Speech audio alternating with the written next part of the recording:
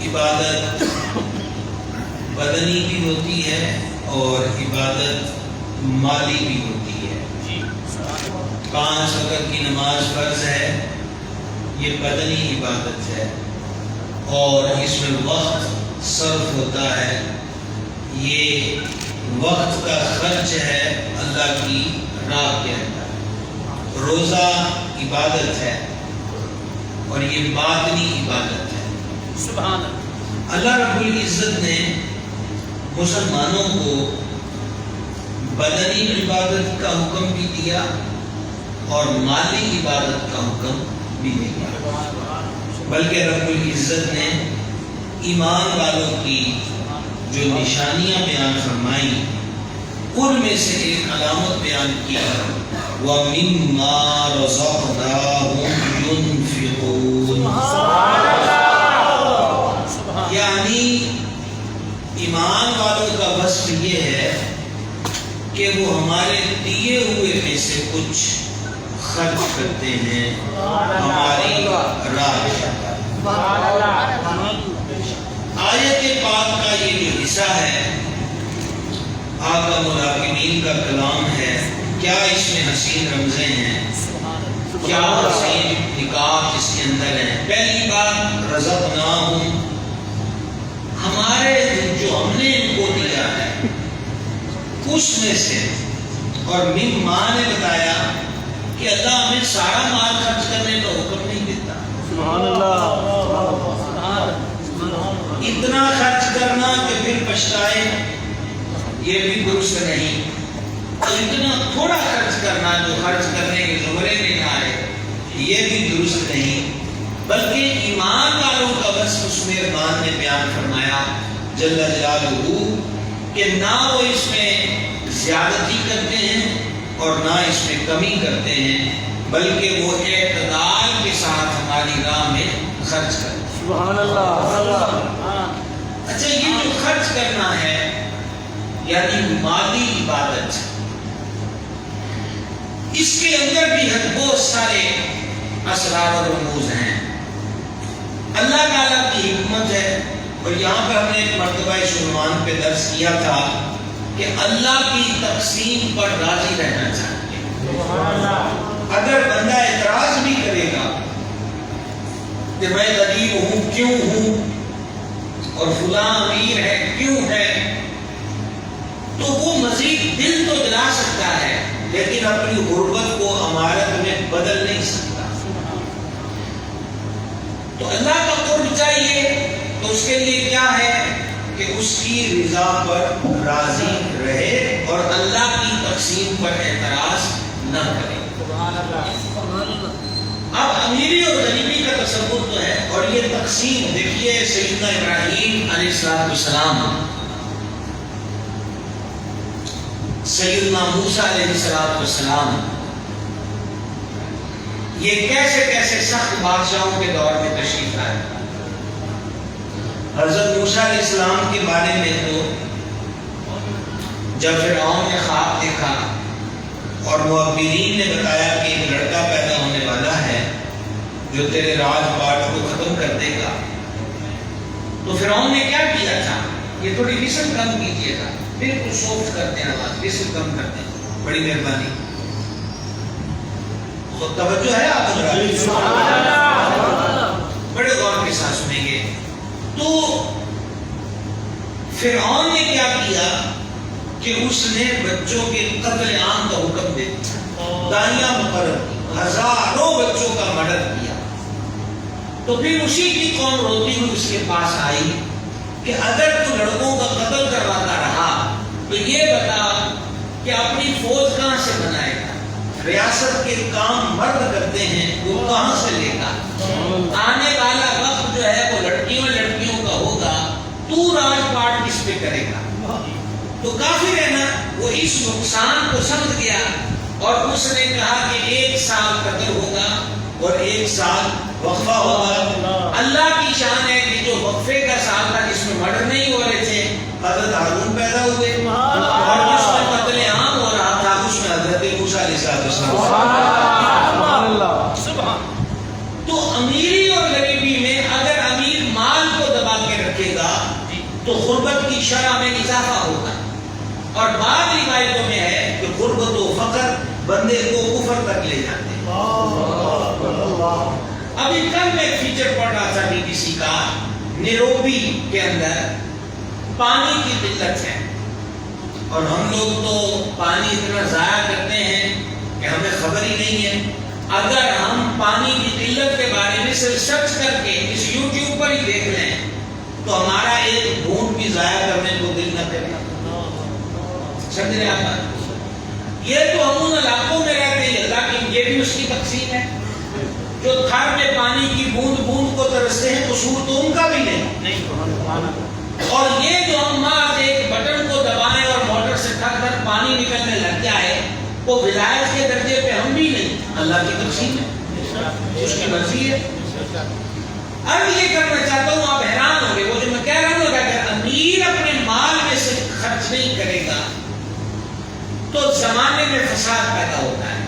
اس کی ایک مثال آپ کو دینے لگا ہوں. حضرات علماء کرام، مفتیان ضمیر احترام، بزرگوں کی نظر کی خصوص اور باقی میرے نوجوان بھائی بھی اس پہ توجہ کریں کہ میں حیران ہو گیا پڑھ کر کہ بعض عورتوں نے یہ بیان دیا کہ ہمارے پاس پانی کا گیلن خریدنے کے پیسے نہیں اور اس کے بدلے میں پانی بیچنے والے جنسی تسکین پورا کرنے کا تقاضا کرتے ہیں اور کئی مرتبہ ہمیں بعض پانی کے کین کے لیے اپنی عزت کو گنوانا پڑا.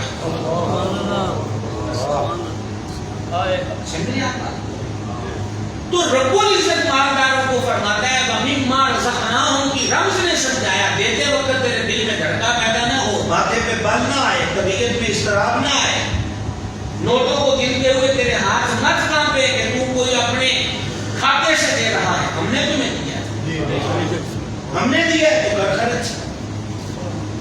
خرچ کیوں ضروری ہے؟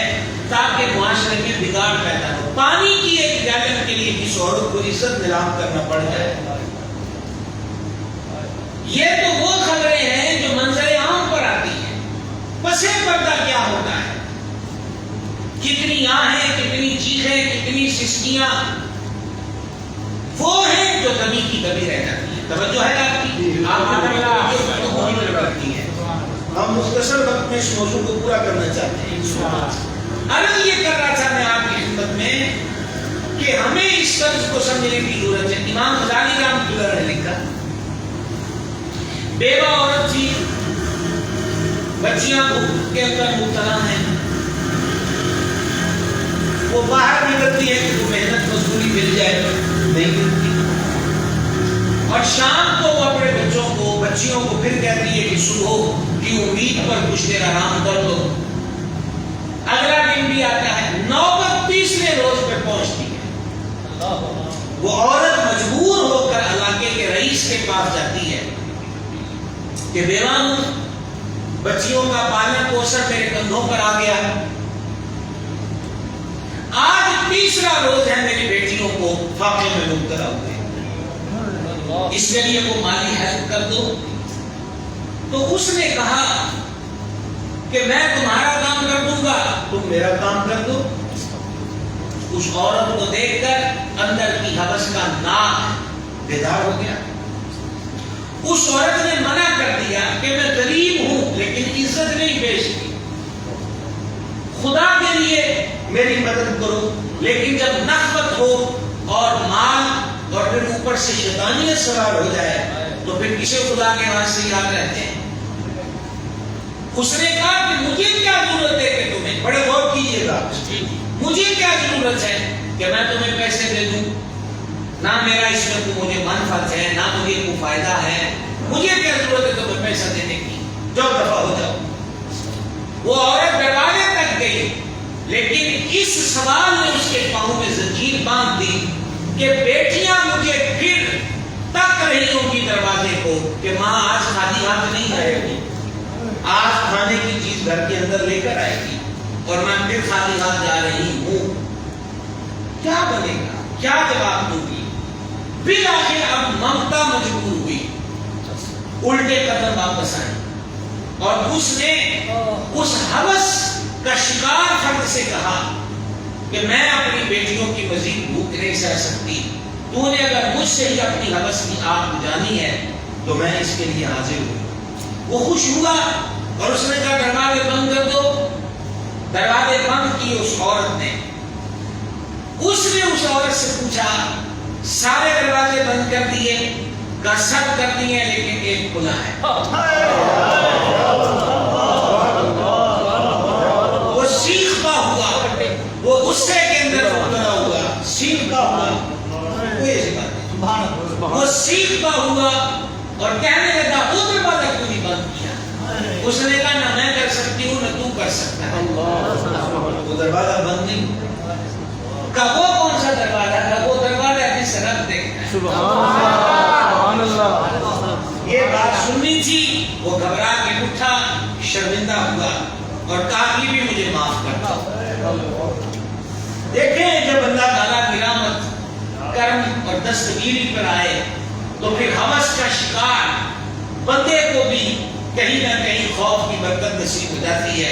کہا مجھے معاف کر دو، میں تمہیں دیکھ کر ہوس کے دریا میں ڈبکی لے بیٹھا تھا، اب تمہاری خدمت بھی کرتا ہوں، آئندہ بھی تمہیں کبھی کسی چیز کی ضرورت ہو تو بھائی سمجھ کے میرے دروازے پہ آ جانا۔ سبحان اللہ۔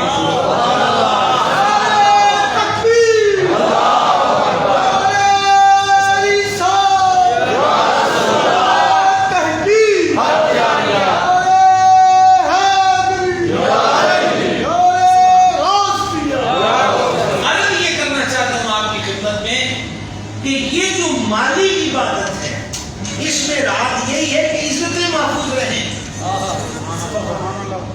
یہ جو اللہ کی راہ میں خرچ کرنے کا پیغام قرآن میں جگہ جگہ دیا گیا ہے، اس کا مطلب یہی ہے کہ کسی کی عزت پامال نہ ہو، کسی کو غربت کے بدلے میں اپنی عزت نیلام کرنا نہ پڑے، کوئی کسی کی مجبوری کا ناجائز فائدہ نہ اٹھائے۔ آپ کو معلوم ہوگا کہ یہاں کی تاریخ ختم نبوت کانفرنس میں میں نے کئی مرتبہ یہ کہا کہ وہ قادیانی ہمارے مسلمانوں کی غربت خریدتے ہیں۔ کیسے ہے تمہارے بچے کو بچی کو گھر کے فرد کو جی ہاں کتنا خرچہ ہے اتنے لاکھ ہم دیں گے؟ وہ مریض کا مرض خریدتے ہیں، غریب کی غربت خریدتے ہیں، مجبور کی مجبوری خریدتے ہیں۔ اللہ نے ہمیں بنایا ہے، وہ جانتا ہے کہ بندے کو کہاں کس چیز کی ضرورت ہے، لہذا مالداروں کو مال دے کر کہا تجوریوں پر سانپ بن کر مت بیٹھنا، میں نے دیا ہے، میری راہ میں خرچ کرو تاکہ مجبور تر نہ ہو، غریب تر نہ ہو، افلاس کی زندگی بسر کرنے والا کسی کے دروازے پر دھکے نہ کھائے۔ لہذا اس لیے جہاں بدنی عبادت رکھی گئی وہاں عرشوں کے مالک نے مالی عبادت کا حکم دیا کہ میری راہ میں خرچ۔ اور اللہ رب العزت پھر ایک نشانی بیان کرتا ہے، الذین ينفقون فی السراء والضراء، سبحان اللہ۔ چاہے خوشی سے چاہے تنگ دلی سے، چاہے خوشحالی ہے چاہے تنگ دستی ہے۔ چند دن پہلے ایک حدیث پڑھ رہا تھا، فرمایا نبی کریم علیہ الصلوۃ والتسلیم نے کہ جو بندہ خوشیوں میں بھی دعا جاری رکھتا ہے، پھر جب وہ مشکل میں پڑ کے کہتے ہیں یا رب یا رب، تو اللہ تعالیٰ فرماتا ہے میں تیری فریاد کو پہنچوں گا۔ ارد یہ ہے کہ سر پر مصیبت آن پڑی تو 10 بیگوں کی منت مانگ لی، روٹین وائز مال کا خرچ۔ پھر مال میں جب خرچ کرنے کی بات آئے تو کس قسم کا مال خرچ کرنا چاہیے وہ بھی رب العزت نے قرآن میں بیان کر دیا، لن تنالوا البر حتى تنفقوا مما تحبون، تم میں سے کوئی ہرگز اس وقت تک بھلائی کو نہیں پہنچ سکتا جب تک کہ اپنی پسندیدہ چیز، اپنی فیورٹ چیز، اپنی محبوب و مرغوب چیز میری راہ کے اندر خرچ نہ کرے۔ قربان ان شب رسالت کے پروانوں، ہدایت کے درخشندہ ستاروں، یعنی ہمراہ صحابہ کرام، یعنی مصطفیٰ جان رحمت کے کامل مریدوں پر۔ ایک صحابی پاک رضی اللہ عنہ کے کان میں یہ آیت پہنچی، وہ حضور کے دربار میں آئے۔ سوال دیکھیے کتنا پیارا ہے۔ عرض کی آقا کیا اللہ نے یہ فرمایا ہے لن تنالوا البر حتی تنفقوا مما تحبون؟ فرما ہاں یہ مجھ پر وحی نازل ہوئی ہے۔ عرض کی پھر گواہ ہو جائیے مجھے اپنے باغات میں سے فلاں باغ سب سے زیادہ پسند ہے اور اس کی فصل بھی سب سے زیادہ ہے، تو میں اللہ کا یہ حکم سن کر اپنا وہ پسندیدہ باغ اللہ کی راہ میں صدقہ کروں۔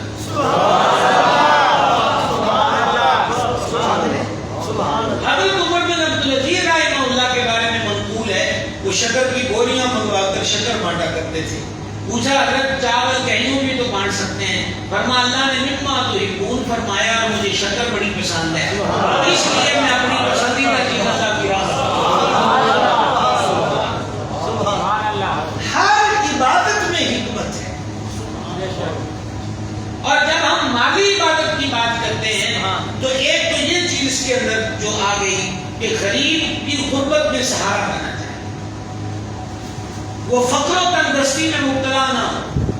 اور کئی مرتبہ پڑوسیوں کے حقوق کے ضمن میں یہ حدیث بیان کر چکے کہ سید عالم علیہ السلام نے فرمایا وہ کامل مومن نہیں جو خود پیٹ بھر کے سو جائے اور اس کا پڑوسی بھوکا سو جائے۔ اور یہ حدیث پاک بندے کو جھنجھوڑ دیتی ہے، کبھی تنہائی کے ماحول میں غور و خوض کے ساتھ اس پہ غور کیا جائے۔ فرما اپنی ہانڈی کی خوشبو سے اپنے گوانڈی کو تکلیف نہ دے۔ یہ کوئی معمولی بات نہیں، اپنی ہانڈی کی صفائی سے اپنے پڑوسی کو اذیت نہ دے۔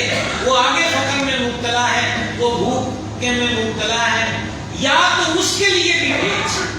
کیا بات ہے، لیکن جس گھر میں بھوک ہو اور تمہارے گھر میں گوشت پکے، ہوا کے دوش پر اس گوشت کی خوشبو سوار ہو کر جب غریب کی جھونپڑی میں پہنچتی ہے تو اس کی بھوک اور زیادہ شدت سے بڑھتی ہے۔ تو فرما اپنی ہانڈی کی سمیل سے گوانڈی کو اذیت نہ دے۔ اور ایک حدیث میں تو یہ مضمون ہے کہ جب کوئی چیز لاؤ تو اپنے پڑوسی کے لیے بھی لاؤ۔ برنارڈ شاہ کی باتیں کرتے ہو، ٹالسٹائی کی باتیں کرتے ہو، انگلینڈ کے مفکر نے یہ کہا، امریکہ کے مفکر نے یہ کہا، کبھی گھر بھی تو آؤ، حضور کی چوکھٹ پر بھی تو آؤ، قرآن و حدیث کو بھی تو پڑھو۔ ایسی حسین تعلیم معاشرے میں کہاں نظر آتی ہے؟ میں دیکھتا ہوں، مختلف فیچرز پڑھتا رہتا ہوں، میں حیران ہوتا ہوں کہ بہائی مذہب کے اندر یہ ہے، آغا خانی دھرم کے اندر یہ ہے، ان کے اندر ملنساری ہے، ان کے اندر خدا ترسی ہے، ان کا مین ویژن یہ ہے کہ دوسرے کی ہیلپ کی جائے۔ آغا خانیوں میں کیا ہے، بھائیوں میں کیا ہے، فلانوں میں کیا ہے، اس کو چھوڑو، مصطفیوں میں کیا ہے؟ نبی کریم علیہ السلام کے دربار میں کون سی تعلیم ہے جو حضور کی چوکھٹ پہ موجود تھی؟ اس لیے خدا رہا، اور یہ جو معنی یہاں پر بھی درس قرآن و حدیث ہو رہا ہے، اس کی غرض و غائب بھی یہی، آپ جانتے نا یہاں ووٹ مانگے جاتے ہیں، نہ ووٹ مانگے جاتے ہیں۔ حضرت مجاہد علیہ سنت ایک کو فون کر رہے ہیں، میسج کر رہے ہیں، دعوت دے رہے ہیں، آپ لوگ کوشش کر رہے ہیں، وہ لنگر پہ لگے ہوئے ہیں، وہ تشریف پہ لگے ہوئے ہیں۔ غرض و غائب کیا ہے؟ 1 مہینے بعد اکٹھے ہو کر قرآن حدیث کا سبق پڑھ لیں، ہمارا رب ہم سے کیا فرماتا ہے؟ ہمارے موبائل پر انگلش کے اندر کوئی میسج آ جائے، کسی نے بھیجا ہو، ہمیں پڑھنا نہ آتا ہو، تو ہم پڑھاکو کے پاس جاتے ہیں، ماسٹر کی دسیا کہ کی لکھا ہے۔ کاش وہ وقت تو ہے نہیں ہے کہ قرآن لے کر مولانا کے پاس جائیں کہ بتائیے ہمارا رب ہم سے کیا فرماتا ہے۔ اب تو وقت یہ ہے کہ منت و سماجت کر کے بلایا جائے کہ آجو بھائی چند گھڑیاں بیٹھ کر دیکھیں کہ اللہ قرآن میں کیا فرماتا ہے، اس نے ہمیں کیا حکم دیا ہے، اس کا کیا ارشاد ہے۔ تو غربت کی شرح اس اعتبار سے کم ہوتی ہے۔ اور دوسری بات اس کے اندر اللہ تعالیٰ نے حکمت یہ بھی رکھی ہوئی ہے کہ اگر سارے سیٹ ہوں تو نوکر کون ہوگا، اور اگر سارے نوکر ہوں گے تو کس کے ہوں گے؟ پھر بات وہی ہے کہ اللہ کی تقسیم پہ راضی ہو۔ اس تقسیم میں اس کی کیا حکمت ہے وہی جانتا ہے، وہی جانتا ہے۔ تو مالی عبادت کے اندر ایک چیز تو یہ ہے، ابھی پڑوسیوں کے بارے میں 2 حدیثیں میں نے آپ کو سنا تھی، راہگیروں کا خیال کرو، مسافروں کا خیال، ان کی حیثیت اور معاملت کی کوشش کرو، اور پہلا نمبر رشتہ داروں کا رکھ دیا کہ جب مال خرچ کرو میری راہ کے اندر تو ماں باپ کے بعد جو اہم ترین پوائنٹ ہے وہ رشتہ داروں کا بلڈ ریلیشن۔ اور پھر اس پہ پتہ ہے اعلان کتنا بڑا ہوا، فرما ثواب 2 صدقہ و خیرات کا ثواب بھی ملے گا اور رشتہ دار سے بھلائی کرنے کا الگ سے اجر ملے گا، الگ سے ثواب ادا کرنا ہے۔ دیکھیے بھائی صاحب، دل تنگ نہ ہو تو معاشرے کی غربت دور کرنا کوئی بڑی بات نہیں ہے۔ مدینہ منورہ میں کئیوں کی کمی آ گئی، اجناس کی کمی آ گئی، روٹی مہنگی ہو گئی، اور دور کس کا ہے؟ جامع القرآن کامل الحیاء والایمان، سرکار سیدنا عثمان ابن عفان ذوالنورین 2 نور والا رضی اللہ عنہ۔ اور قافلہ اتنا بڑا آیا ہے کہ پہلا عرف مدینے میں کھڑا ہے اور آخری ملک شام کی سرحد پہ، اور تاجر آ کے کہتے ہیں یہ اجناس ہمیں فروخت کر دیں، فرما کتنے اس کا تم ہمیں دو گے؟ تو وہ مثال کے طور پر 100 روپے کی بولی آئی ہے تو بولے 101 روپیہ، یہ بطور مثال فکر بتا رہا ہوں۔ فرما مجھے زیادہ مل رہا ہے، کہا جی 102 لے لے، فرما اس سے بھی زیادہ ملتا ہے، کہا 103 سے زیادہ تو نہیں دے سکتے، کہا مجھے زیادہ مل رہا ہے، کہا خریدار تو ہم ہیں، تاجر تو ہم ہیں، 9.5 بڑا تاجر کیڑا آ گیا جو ہم سے بھی زیادہ ریٹ لگا کر آپ سے خرید رہا ہے۔ فرما میں تمہیں بتاتا ہوں وہ تاجر کون ہے۔ اسی وقت اپنے ملازمین کو، عمال کو فرمایا مدینہ منورہ کے گلی کوچوں میں کھڑے ہو کر اعلان کر دو کہ تمہارا مال آ گیا ہے اور اللہ کے نام پر عثمان نے تمہارا کر دیا ہے، آ کر مال لے جاؤ، بھوک کاٹنے کی کوئی ضرورت نہیں ہے، کہا وہ خریدار میرا پروردگار ہے۔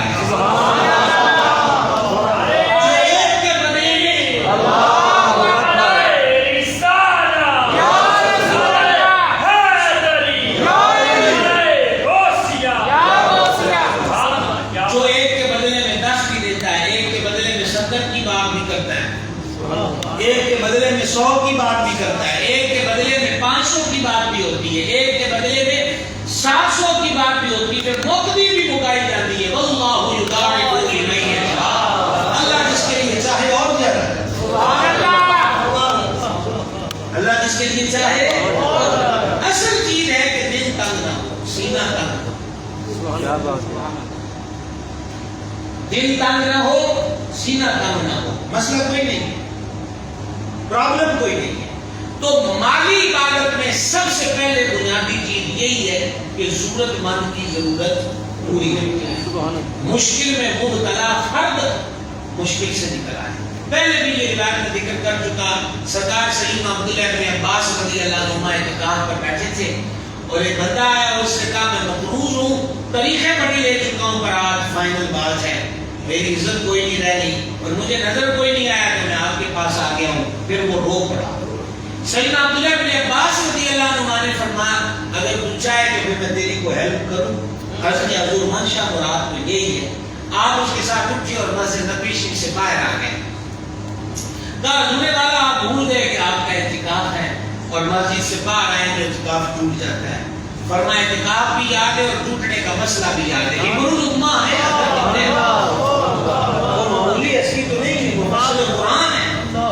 حضور کے چاچا جی کا ساتھ زیادہ ہے، حضور نے جن کو پاؤں میں لے کر دعا کی الہی ابن عباس کو دین کی سمجھ عطا فرما۔ یہ کہہ کر اپنا رخ مزار انور مطہر کی طرف کیا، آنکھوں سے آنسوں کی جھڑی لگی، یاد محبوب نے ستایا۔ تب مزار والے امیر سے میں نے سنا تھا جو اپنے مسلمان بھائی کی مشکل دور کرنے کے لیے دوڑ دور کرتا ہے، صحیح کرتا ہے، اسٹرگل کرتا ہے، یہ صحیح اور کوشش کرنا اس کے لیے 20 سال کے نفلی اعتکاف سے بہتر ہے۔ تو گرامی قدر اللہ نصیحہ بنا جائے، دکھ تو بانٹنے والے بہت ہیں، درد دینے والے تو بہت ہیں، رانج دینے والے تو بہت ہیں، رکاوٹیں اور آنسوں کو تنگ کرنے والے تو بہت ہیں، عزتوں کو داؤ اور پامال کرنے والے تو بہت ہیں، مزید اس کے اندر پلس پلس پلس ہوتا گیا تو کیا کمال کیا؟ بات تو یہ ہے کہ خشک موسم میں برسات کے قطرے بنا جائے، سخت دھوپ میں چھاؤں بنا جائے، بے سہاراؤں کا سہارا بنا جائے۔ بارے دن جملہ دہرانا چاہتا ہوں کہ مالی عبادت میں یہ رمز ہے کہ مشکل میں مبتلا کی مشکل دور ہوئے، ضرورت مند کی ضرورت پوری ہو جائے اور کوئی بھوکا نہ سوئے۔ سیاستدانوں کے نعرے پرانے ہیں پر مدینے کے تاجدار کا پیغام یہی ہے کہ تو مومن کامل ہی تب ہے کہ تیرا پڑوسی بھوکا نہ سوئے، پڑوسی بھوکا نہ سوئے۔ اور اب میں وہ روایت بیان کیے بغیر آگے کیسے گزروں؟ میں نے یہ کہا تھا کہ دل تنگ نہ ہو، مسئلہ کوئی نہیں ہے۔ یہ وہ ابتدائی دور ہے مدینہ پاک کا جب مختلف شہروں سے وفود آتے، مسافر آتے، کلمہ پڑھتے، حضور کی تربیت میں رہتے۔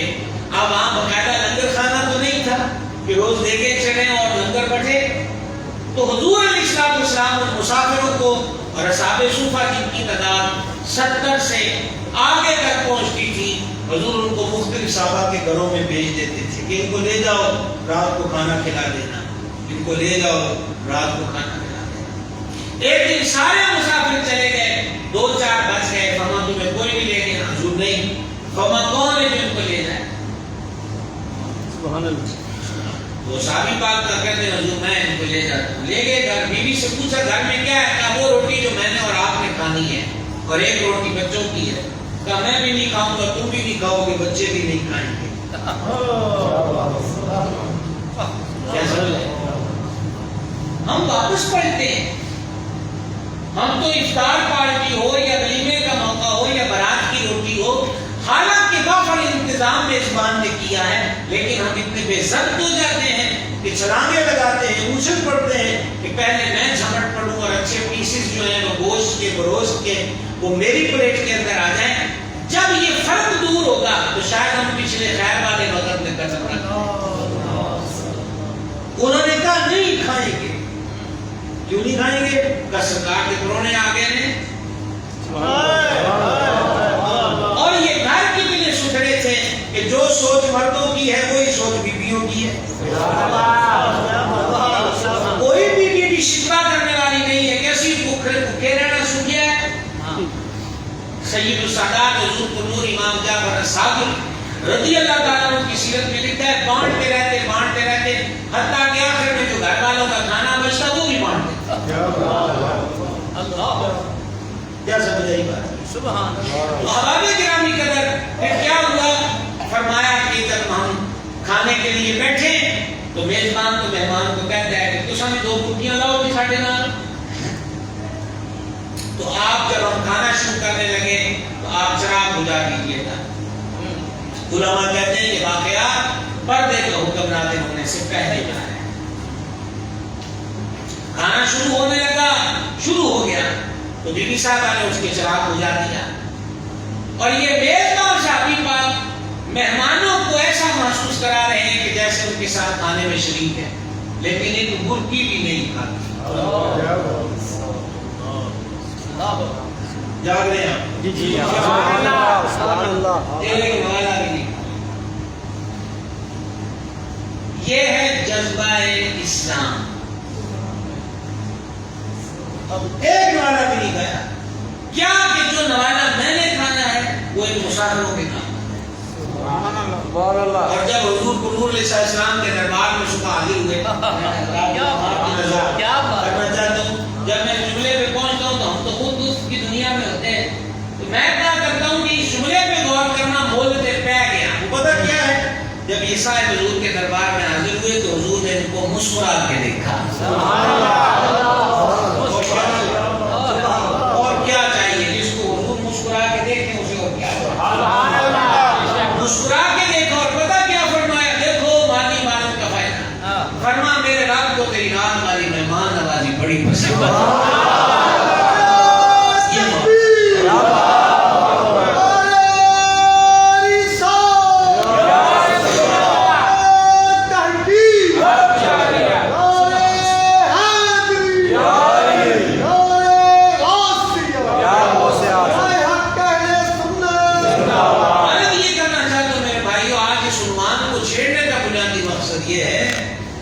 آپ دیکھ رہے ہیں کہ مہنگائی اور بے روزگاری اور غربت میں دن بدن اضافہ ہو رہا ہے. سفید پوش کٹ مرتا ہے، وہ کسی کے آگے اپنی دقت و مشکل جولی پھیلا کر نہیں بیان کر سکتا. وہ اندر ہی اندر سے سکتا ہے، اندر ہی اندر اٹھتا ہے. لیکن سفید پوشیاں بھوک کا علاج نہیں کر پاتی نا. کیا خیال ہے؟ گھر کے اندر مریض پڑا ہو تو کیا کریں؟ دوا دارو کا انتظام کدھر سے کریں؟ سبحان.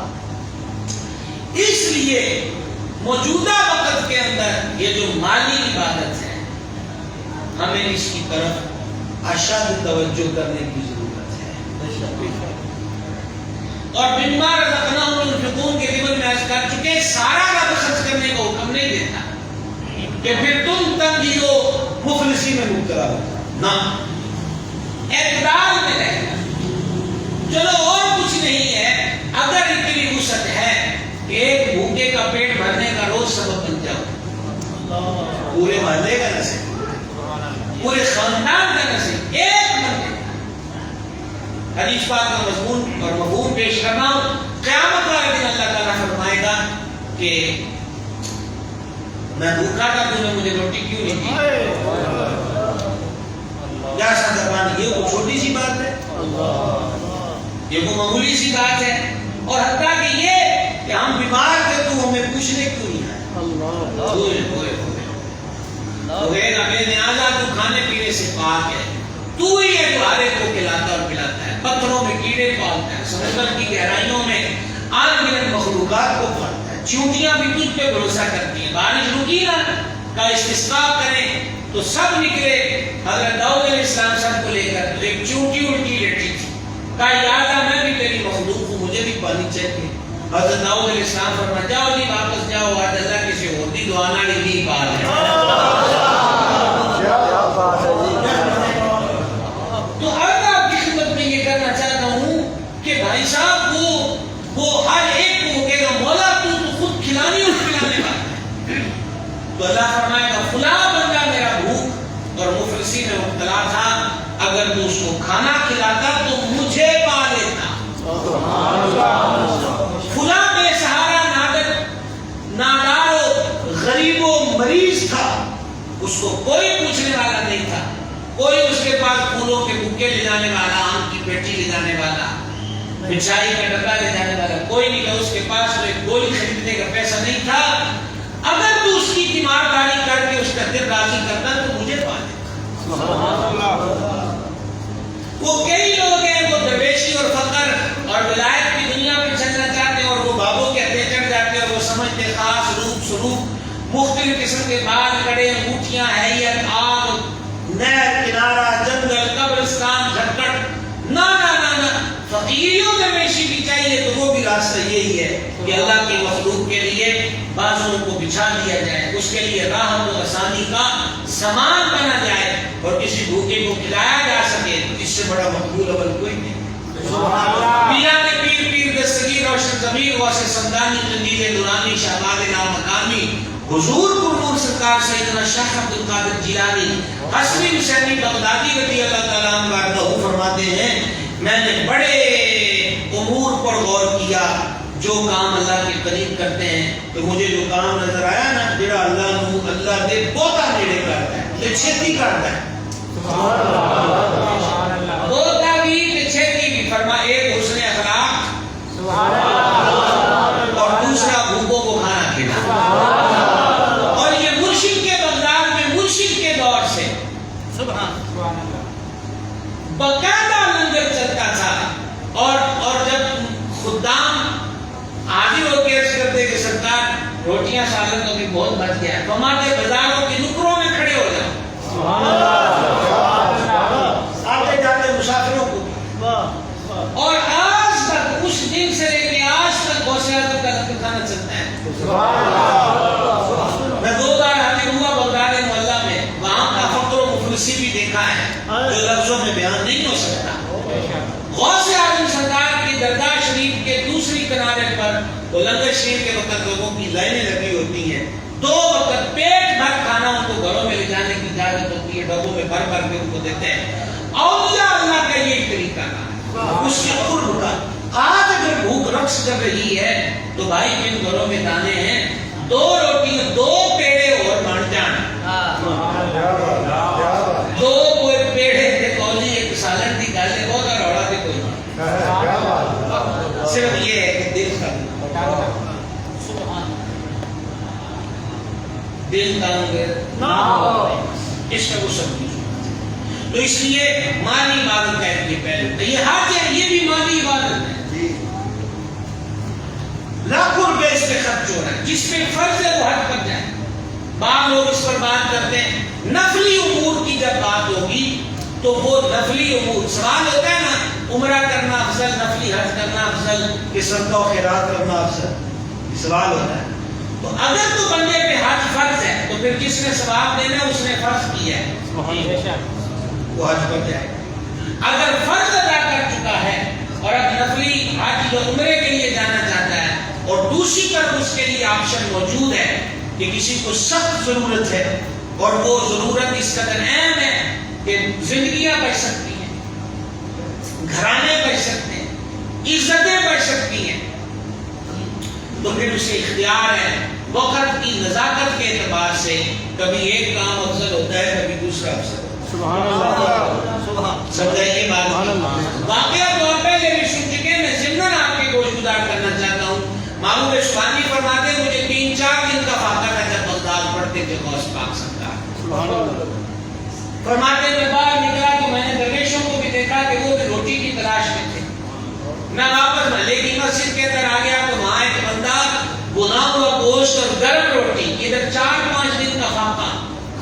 خود سوچیے بھوکا آدمی کیا ہوتا ہے.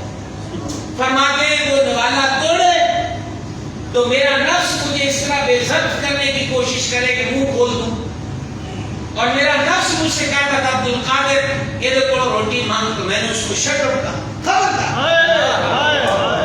ہم کسی سے نہیں مانگے. اور اتنے میں اس بندے نے کئی مرتبہ اسرار و تکرار کے ساتھ مرشد سے کہا کہ آپ 2 نوالے لے لیں میرے ساتھ. تو آپ تشریف لائے اور جب تعارف ہوا تو اس بندے نے غوث پاک کے آگے رونے لگ گیا. کہا میں تو گیلان سے آیا ہوں اور آپ کی والدہ صاحبہ مجھے ملی تھی کہ میرا پتر بغداد پڑھ گیا ہے, یا پیسے انہوں دے دیوں تو خرچہ ہو گیا. یہ دین کا علم بھی تو اسلاف نے کو آسانی سے نہیں آ سکتی. اور پھر اس نے فرمایا کہ تو رونا کیڑی گل ہے. اس نے کہا جی میرا اپنا خرچہ تو ختم ہو گیا, اے آج کی روٹی بھی تھوڑے والے پیسے نہیں. اچھا یہاں تک تو آپ سبحان اللہ بھی کہے اور جوش میں بھی آئیں, پر اگلی 1.5 صدر کو قضا نہ کرنا. غوث پاک فرما باقی دے پیسے لیا. مرشد نے پیسے لیے, سیدھے نام بائی کے پاس گئے, روٹی سالن خرید کے کل پیسوں کا. وہ جو درویش بھوک میں مبتلا تھے غوث اعظم نے سب کو بلا کے کہا یہ کھانا تھا. سبحان اللہ. وَمِمَّا رَزَقْنَاهُمْ يُنْفِقُونَ. ساڑھے جتنے ہوئے بھی چکا تھا. سبحان اللہ. وہ تو رائے حقیقت معرفت والے ہیں نا. شریعت کے اندر کیا ہے 40واں حصہ, ٹھیک ہے, اور طریقت کے اندر کیا ہے انہوں نے کہا 40 رکھ لے باقی اللہ کی راہ میں دے دے. یہ بابا صاحب نے ایک دن بیان کیا اور انہوں نے کہا ارباب معرفت کی زکات کیا, انہوں نے کہا جوانی بھی نہ رکھے. سبحان اللہ. ایک دن ام المومنین محبوبہ محبوب رب العالمین سیدہ صدیقہ بنت صدیق اکبر رضی اللہ عنہ نے عرض کیا آقا میں جنت میں آپ کی رفاقت چاہتی ہوں. فرما 2 گلا کا میرا البادہ تھا. عرض کی فرمائیں فرما کپڑے کو اس وقت تک پرانا نہ سمجھنا جب تک پیوند نہ لگا.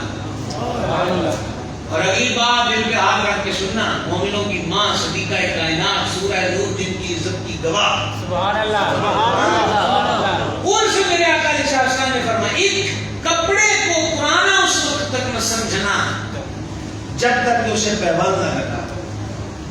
اور دوسرا وعدہ مجھ سے یہ کرو کہ آج کے گھر کا کھانا کل کے لیے بچا کے نہیں رکھو گے.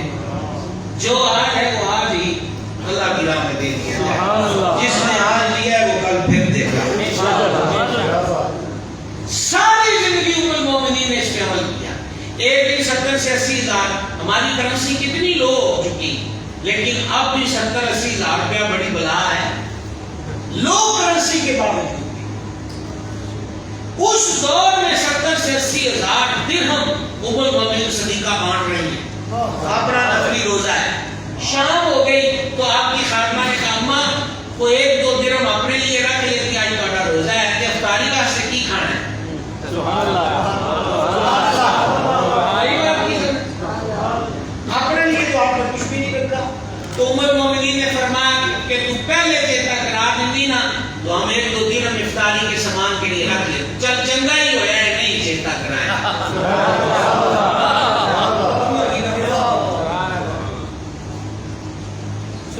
اور ایک راوی انہوں نے بیان کیا کہ میں گیا تو خاندان کے فیملی ممبر تھے, کہ میں نے دیکھا ام المومنین نقاب سمجھتے ہیں, نقاب شریف کو پیوند لگا رہی تھی.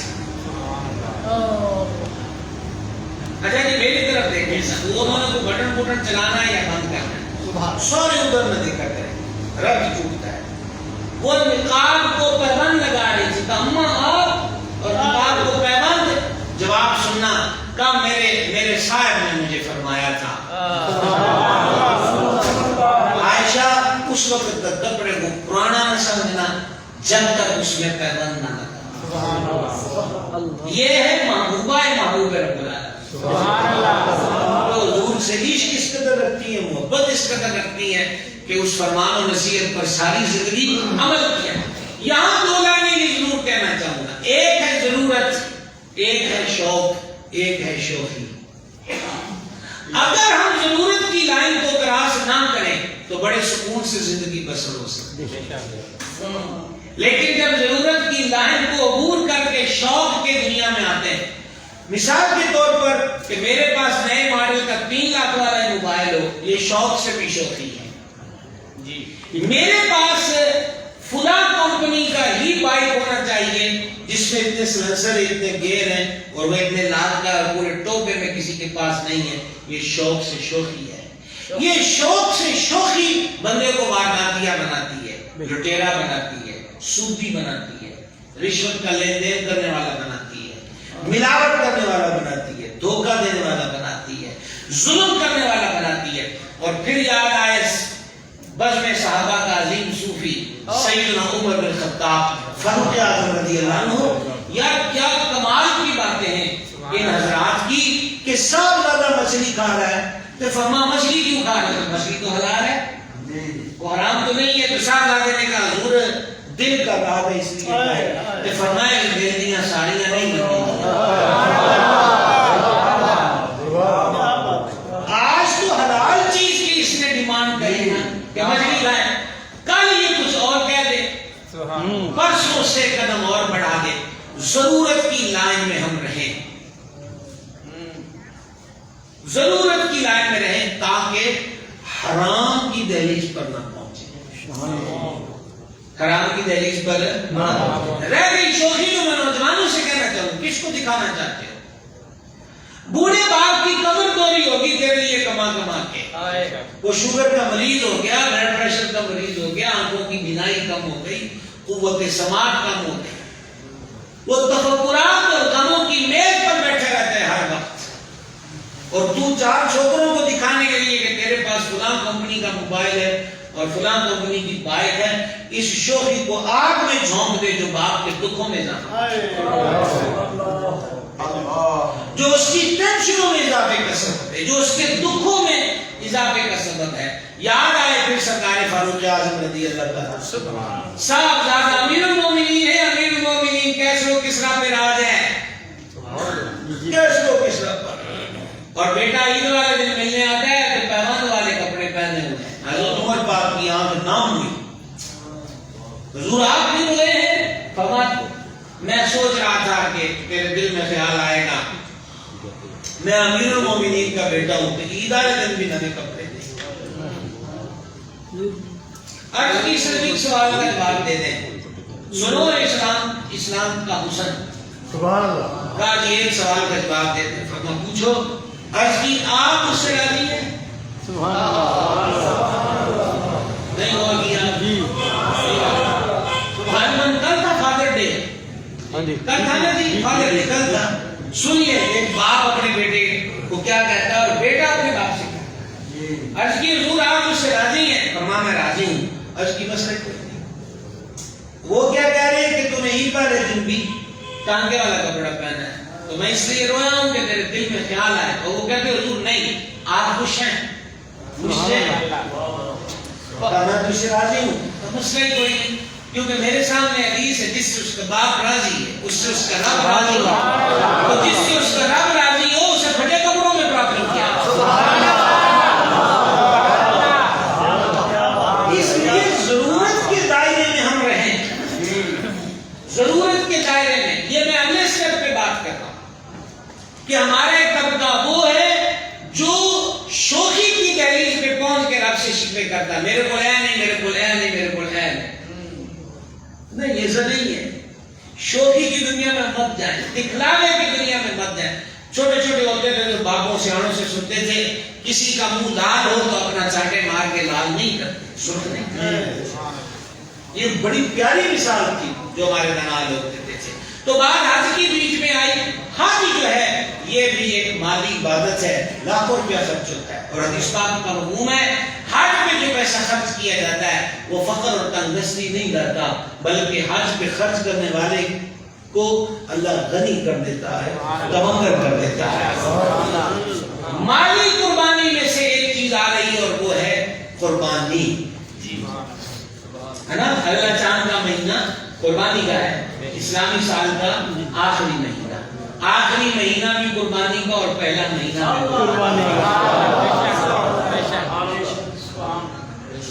بعض لوگ کہتے ہیں کہ جو قربانی حضرت ابراہیم کی ادھوری رہ گئی وہ کربلا میں پوری ہوئی. ان بے ذوقوں کو خبر ہی نہیں ہے حضرت ابراہیم کی قربانی ادھوری کب رہی ہے. اللہ نے تو فرمایا پیارے تم نے اپنا خواب سچ کر دکھایا.